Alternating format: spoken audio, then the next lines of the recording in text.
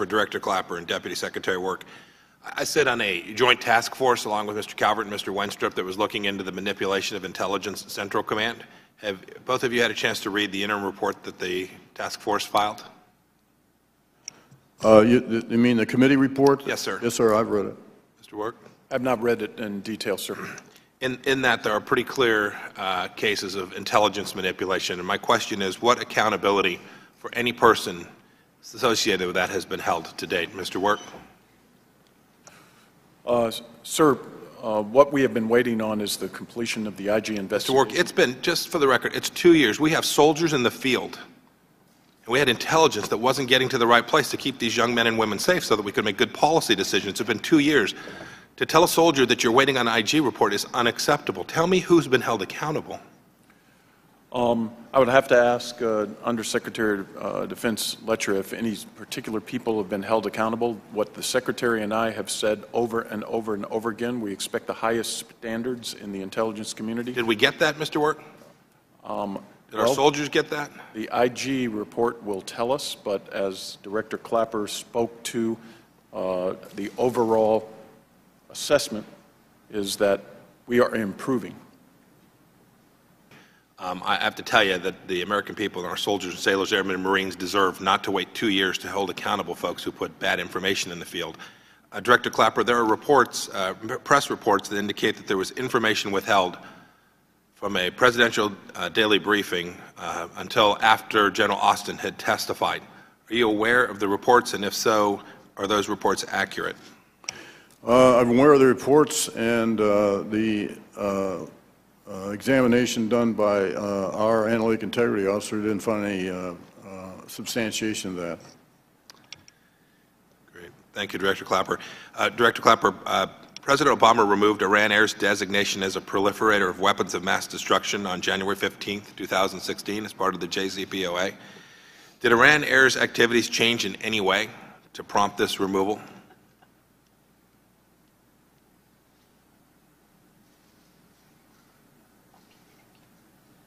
I don't think we've reclassified Iran. Right, no, that's my question. But the President removed Iran Air's designation as a proliferator of weapons of mass destruction and a provider of material support to the IRGC as part of the JCPOA, or simultaneously with the JCPOA more properly. Can you tell me if Iran Air's behavior changed in any way or has changed to justify such a removal?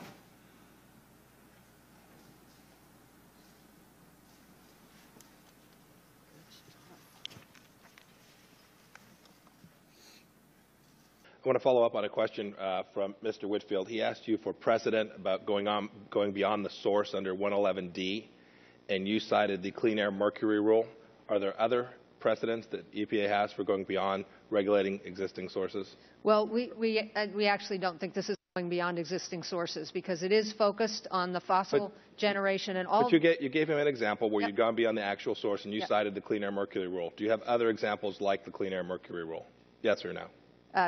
No, the other examples are industry-specific like this one is. Right, and under the Clean Air Mercury Rule, there was nothing outside of regulated sources that you attempted to regulate. You could trade amongst the regulated sources, but you couldn't go beyond that to appliances as you are proposing here. Is that correct? It's a yes or no question. That's right. And my recollection is the Clean Air Mercury Rule was overturned. But not on that basis. So it's no longer in effect. It is no longer. Right, so it's gone. It was unlawful. It was lawless, much like what you're proposing here. Yeah. Let me talk about, have you met with John Podesta in the course of developing these regulations? I have. How many times? I don't recall. One time, 3 times, 5 times? You have an estimate? Does he have a parking spot outside your building? Not that many. Is it infrequent? It is infrequent. Okay. Infrequent. How many times has your staff met with he or someone else at the White House on this set of regulations? Not to my knowledge, or infrequently. And Ms. McCarthy, has she met with Mr. Podesta as well on this set of regulations? I expect that she has. Can you get me the information about the frequency of those meetings, the location of the meetings, and the subject matter of those meetings? I will take that back. No, that's not the question. The question is, can you get me the information? I know. I will take the question back. Great. This is about politics. Right, that's why Mr. Podesta is over at EPA working on this. This isn't about law. We've talked about that.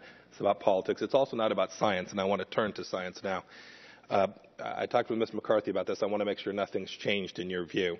So you have now 30 indicators. You've gone from 26 to 30 indicators on your website about how you measure the impact of what you all call climate change today.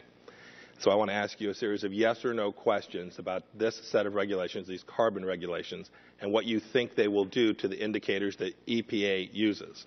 So, yes or no, will this set of rules, when fully implemented, reduce sea surface temperatures? I can't answer that. I don't know. Will this reduce ocean acidity? It will contribute to reducing ocean acidity. Do you have the data to support that? And can you tell me how much and when we'll see reduced ocean acidity as a result of these regulations? You can't predict the impact on climate this way. I'll take that as you have no idea.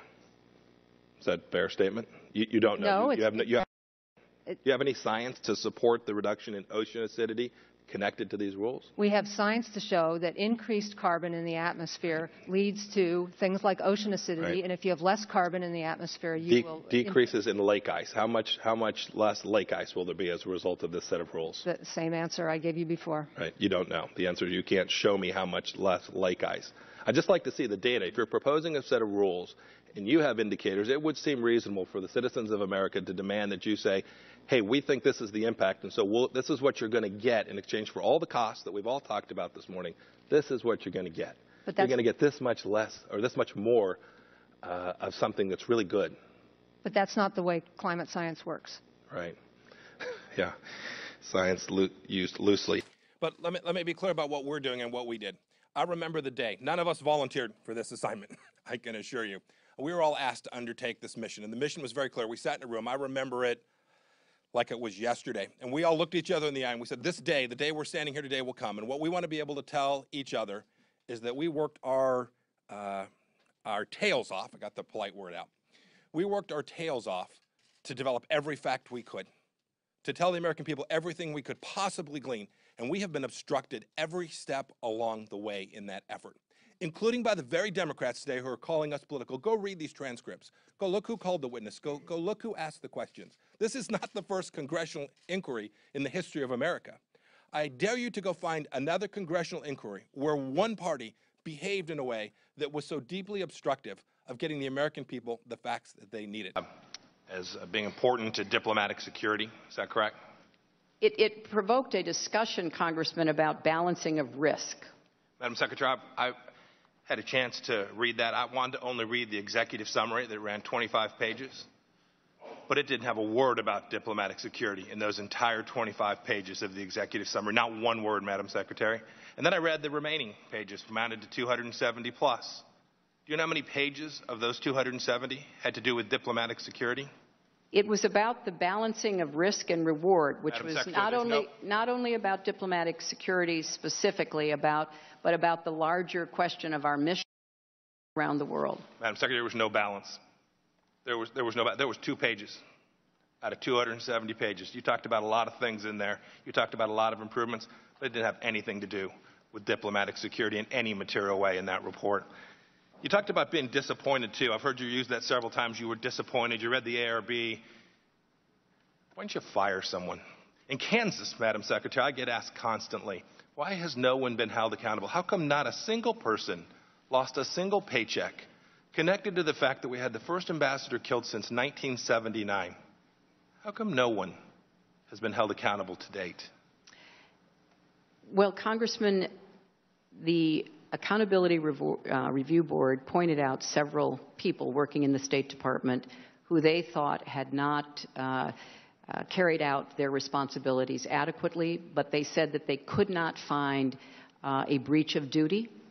And yes, ma'am, the personnel rules and the laws that govern those decisions were followed very carefully. Yes, ma'am. I'm not asking what the ARB did. I'm asking what you did.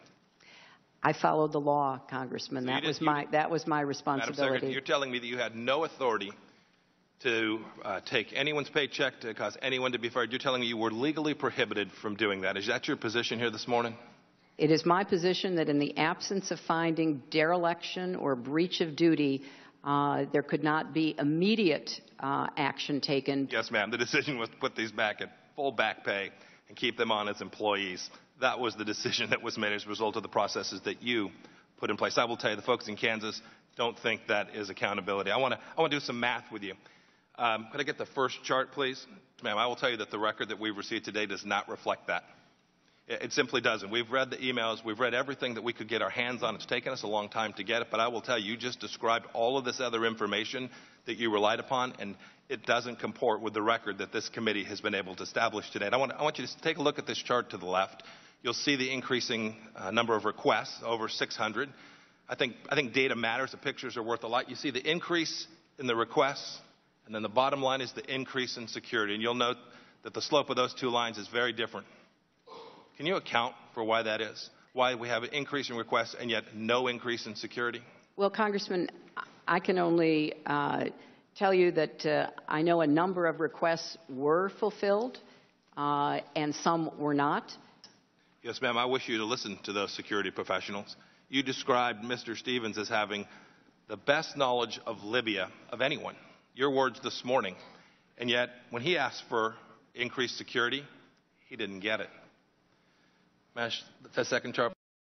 It's the same thing. I just talked to you about requests for additional assistance. This chart goes through. I won't go through the numbers in detail. We've talked about them a bit, but it shows the increasing number of security incidents at the facility, your facility, State Department facility, in Benghazi, Libya. And then again, it shows the increase in security being non-existent. I assume your answer is the same with respect to the fact that we have increasing security incidents, but no corresponding increase in the amount of security? Congressman, I just have to respectfully disagree. Many security requests were fulfilled. We'd be happy to get that information for the record. Yes. So I can't really tell what it is you're putting on that poster, but I know that a number of the security requests were fulfilled for Benghazi. Yes, what it shows is that the number of direct diplomatic security agents at the beginning of 2012 and those that were there the day of the murder of 4 Americans is no different. May I put the next poster up, please? Madam Secretary, you're not likely to know who these two folks are, do you? I do not. The one on the left is Mohammed al-Zahawi. He was the head of Ansar al-Sharia, a jihadist group based in Benghazi. The man on your left is Wissam bin Hamid. Were you aware that your folks in Benghazi, Libya, met with that man within 48 hours before the attack? I know nothing about any meeting with him. On September 11th, on the day that he was killed, Ambassador Stevens sent a cable to the State Department talking about with Mr. bin Hamid. Are you aware of that cable? No, I'm not. He said in his cable, he said they, referring to Mr. Wissam bin Hamid, they wanted an introductory meeting. They were here. They asked us what we needed to bring security to Benghazi. So your officials were meeting with this man on the ground in Benghazi, Libya, discussing security 2 days before that. But in August of that same year, the United States government had said that this very man was, quote, a young rebel leader who allegedly fought in Iraq under the flag of al-Qaeda. Were you aware that our folks were either wittingly or unwittingly meeting with al-Qaeda on the ground in Benghazi, Libya, just hours before the attack? I know nothing about this, Congressman. I think that's deeply disturbing. I think the fact that your team was meeting with folks... I'm sorry, which team is this, Mr. Yeah, it would have been... We don't know exactly who... Well, it would be helpful... It would have been one of your State Department employees, Madam Secretary. I don't know which one. Perhaps you could enlighten us, or we can get the records we need to do so. Well, but to date, we've not been able to learn that. Well, Scholars has given birth to a globally destructive ideology, which is now threatening all of us. That, of course, was the Egyptian president, not our own. Our president had a very different view. He had a view of it as a series of random acts of violence, a series of disconnected dots along the continuum. And you've heard from others this morning what that means. It means a failed American response to the very real threat to us here in the United States from radical Islamic terrorism. You know, I could recount this failed record. I can talk about the failed understanding. I'll do that a little bit. Benghazi perhaps is a good perspective from which I can use my time here this morning to talk to you about how these manifest themselves. So there's lots of focus about the events on the ground that evening, about talking points, and these things all have relevance and salience for sure. But we have to remember how we got there and what it was a greater part of and why it was that the administration refused to acknowledge what really happened that night. It is symptomatic of what the speakers before me spoke to. It is symptomatic of a failure to recognize that what happened that night was an act of radical Islamic terrorism, perpetrated by jihadis, in this case lots of groups, including Ansar al-Sharia, but perpetrated by men with the intention of expanding the caliphate and expanding the scope of Sharia law around the globe. This is what happened that night, and this is the administration to this day that has not come to terms with what took place. Rather, the response to date has been the plucking of one individual, Abu Khatala, from Libyan shores, bringing him back and putting him in federal prison not far from where we sit today. We know where there were dozens of people who killed 4 Americans that evening, yet we refused to do the right thing and do the intelligence work that is required and associated with what we could garner from that evening. And I mention that because we can all cite particular cases. We are bailing out of Sana'a even as we speak, and yet this is a president who said that Yemen was one of his greatest counterterrorism successes. We can go through this list. What you see is a failure of understanding, a refusal to acknowledge the real threat and its connectedness. I thought I'd end my remarks by talking about this president's absence of willingness on the ground. We can talk a lot about the president's strategy, but look at the tactics that he is selecting. Look at the tools that he is demanding Congress take away from him. Guantanamo Bay, right, an enormous intelligence collection asset, one that has proven very important for us knowing about these jihadis as they move around the world. He'd like to close it. Guantanamo should be open and full. We watched this morning him present an authorization for the use of military force. I sat with a White House lawyer last evening, and what the president is asking Congress to do is absolutely unheard of. This president is asking for Congress to restrict his authorities. It is truly remarkable to watch as they try and limit themselves. They are walking away from the threat that we all are talking about this morning. They want nothing to do with it. They don't view it as serious. The president says, went to West Point, my alma mater. He's been there twice. It's deeply disturbing. The first time he went there, he went to tell the cadets that we were going to depart Afghanistan on timeline as scheduled, and he identified for the enemy precisely how many troops on precisely which day they would depart. On his second trip, he went to graduation. You can imagine, right? Some of you have seen this, 22-year-old men and women sitting at Mikey Stadium. The president's coming. It's a big day. Their parents are in the stand. These are warriors. These are young men who have chosen to sacrifice themselves to go defend American freedom. And he told them that the biggest threat to America that they would face in their lifetime was global climate change. Sometimes cadets can be unruly. You can imagine the silence that day. It's funny at one level, but it is more importantly deeply dangerous. A commander-in-chief, a president, a nation that is unprepared to defend itself against the threat of the magnitude that the global jihadis present to us today is disturbing and dangerous. And I am so glad you held this conference, Frank, so that we can talk about it and identify and begin to develop the solutions which will ultimately defeat them in detail. Objection. The gentleman is recognized for 1 minute. Thank you, Madam Speaker. Kansans and Americans are exhausted by a job market that is failing them. This most recent report in March showed absolutely no improvement in employment, and in fact, for women, we saw an increase in unemployment. Madam Speaker, President's latest attempt to redefine the work week from 40 hours to 29 has already proved detrimental to millions of Americans. There are 7.2 million Americans working part-time for economic reasons. This will leave them with less money to take care of their families. The President's policies have hit Kansans hard.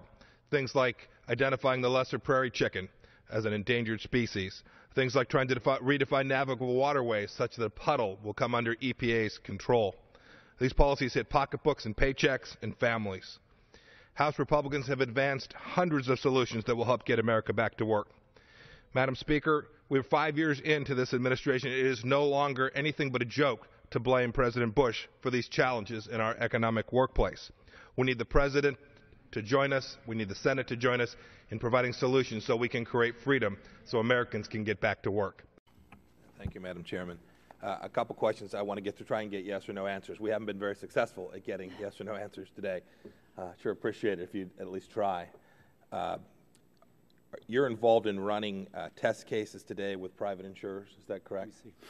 Correct. And CMS is, not you, but CMS is involved. Yes. What percentage of the exchange enrollment test cases you are running with these private insurers have been successfully passed? So I don't exactly know how to answer that question. All of them have been successfully passed. So the answer is you 100%. test, yes, you test, you correct, you test, you correct, and you keep going. So we are about 80% complete on all of our testing throughout, okay? And the last 20% would be what you'd complete between now and October 1.